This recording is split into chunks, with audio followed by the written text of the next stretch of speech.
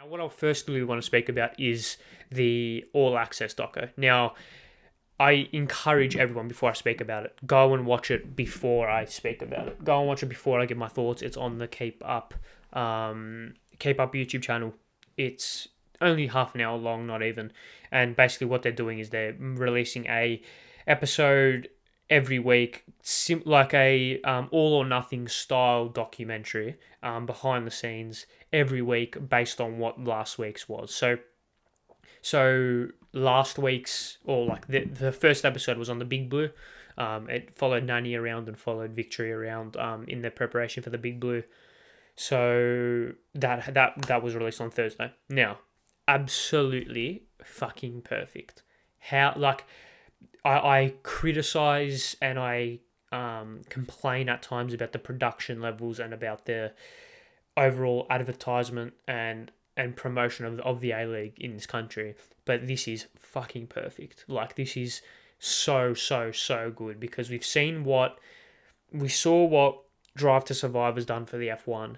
We saw what maybe the Queen's Gambit did for chess, to a little bit of a lesser extent, but still pretty real extent. We saw what those two documentaries, I know Queen's Gambit wasn't a documentary, but we saw what those two kind of productions have done for their respective sports, right? And I know, obviously, this All Access Doco isn't on the level that Drive to Survive is, just purely based on it's Australia versus the F1, right? And I know it's a little bit different because F1 is a little bit more dramatized naturally based on the fact of the sport itself than football, right? So it's a little bit different. But if this will 100% get more people invested, 100%, and it's perfect. And the way that they're doing it is perfect because they need to tap into this younger market. Because they're the future, right? They're the future. You need to tap into the people that are between ages 25 to 15. 14, even 13, even 12, right? They're the people they need to tap into, and doing this on YouTube, making this freely available, making this easy to access, and making it accessible to people of that age bracket is exactly the type of promotion that the A-League needs. Now, in terms of the actual content of the documentary itself, the episode 1 was fantastic. I thought it was really good. I really liked what they did with Nani. I really liked the insight that we were able to get. In terms of what we saw himself, Nani seems like a pretty good guy. Seems like he's actually willing to do some work and willing to actually play football properly instead of just coming for a 12-month holiday like Daniel Sturridge. So yeah, from that perspective, it's good in terms of, like, from a Victory perspective, and I think from an A-League perspective as well, because when you have marquee signings, like, everyone wanted Daniel Sturridge to actually play well instead of coming for a holiday, even if you're a Brisbane fan, Wellington fan, whoever, right? So, okay, I guess that's good. I liked, I think, yeah, from a Victory perspective, I like the way Popper conducts himself. I think it's pretty good. I like the way, like I said, Nani conducts himself. It's pretty good, etc., etc. It's all pretty good, as my camera, once again, refuses to focus. Yeah, but, like, I don't think that's my main talking point. What I really want to speak about was just how perfect this is for the A-League, and they need to promote the shit out of this documentary. Get it everywhere. Get on TikTok, get on Instagram, get on Twitter. Just push it out there. Push it out there as much as you can. And you can do it because it's as freely accessible, right? It's going to be on the YouTube channel, and it's going to be there for everyone to see without you don't have to go out of your way to find it. It's literally there. It's literally right there. You just need to click a button and watch it. So, yeah, I enjoyed, and I'm really enjoying the way that the A-League is conducting itself this year.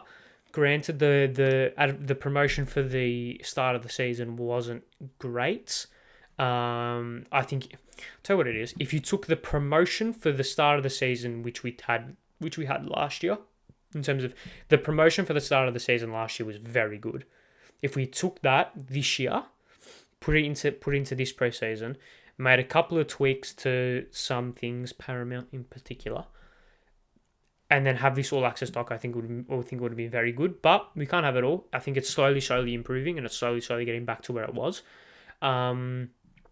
I do think Paramount and 10 have a lot to do, but it's a start. It's a start because it hit rock bottom a couple of years ago, and we can't look back. We have to kind of look forward and say, all right, all right, acknowledge where we were, but now look forward to where we need to be. And I think this All Access documentary is going to be exactly what this country needs in terms of its sport, and exactly what this country needs in terms of football in particular. It's the new age, it's a new media, it's new everything, and it's going to engage a lot more people, especially if it's done properly. Now, if the first episode is going to be like every episode, then perfect. Chef's kiss. I love it. It's exactly what, like I said, it's exactly what this thing is, right? It's exactly what we need.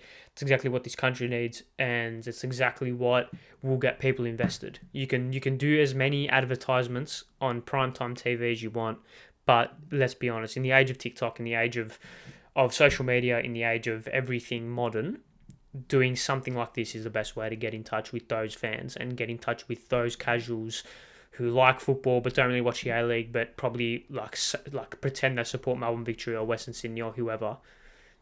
Getting those fans to actually be invested, this is the best way. So, yeah, massive tick in terms of the All Access doco, and I think this transitions perfectly into the atmosphere on Saturday night was like